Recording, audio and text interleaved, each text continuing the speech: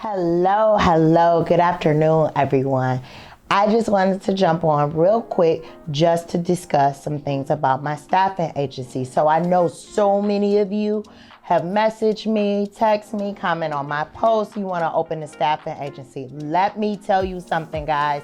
During this pandemic, I have read so many opportunities, okay? Out of my 5 businesses, this is the business that truly expanded with over 6 contracts in the Tri-County area. And guess what, guys? Yesterday, I signed another contract, okay? So there is a need. So we have seen a true ROI on our staffing agency, Caregiving Staffing Solutions. So with that being said, I wanted to share my experiences opening my agency with my new ebooks, my online courses, Nurse T's secret formula to opening a staffing agency. Let's get to the point. Number 1, the first formula that I want to share with you is you do not have to be a nurse to open a staffing agency. Do you hear me? You do not have to be a nurse to open a staffing agency. You can be a businessman, a college student, a CNA, a LPN, any of those. You do not have to be a nurse. Number 2, the next formula. Your staffing agency does not have to be in healthcare. Your staffing agency can be to find employees or identify employees for companies who are engineers, who are IT techs, who are videographers, what have you, okay? So it does not have to be only in healthcare. You have to identify who those qualified employees are for the right company. So manage the employee and the personnel. That's what you need to do. So number 3, the third formula that I want to share with you is research. I cannot stress this enough, guys. It is so important. I share it with all of my online students and all of my courses.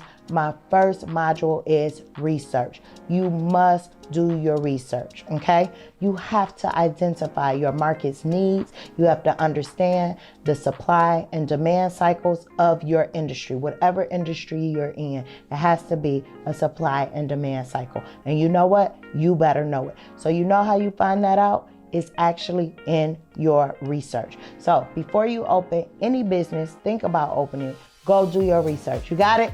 Do it. Okay? Number 4, the next formula, the fourth formula that I want you to focus on is know your startup costs. Okay? Know your startup costs and create your budget prior to opening your business. Again, this comes from where? Your research. Okay? Many of your startup costs are going to be one-time expenses, like leasing an office, okay, if you need it. You can start at home. Paying for your entity setup, that's a one-time course. You can also join our Business Basics course that we offer for only $55, guys, online, to learn how to set up your own entity. Computers, software, that is all one-time expenses, okay? Whereas your operations expense will start and they will vary month to month.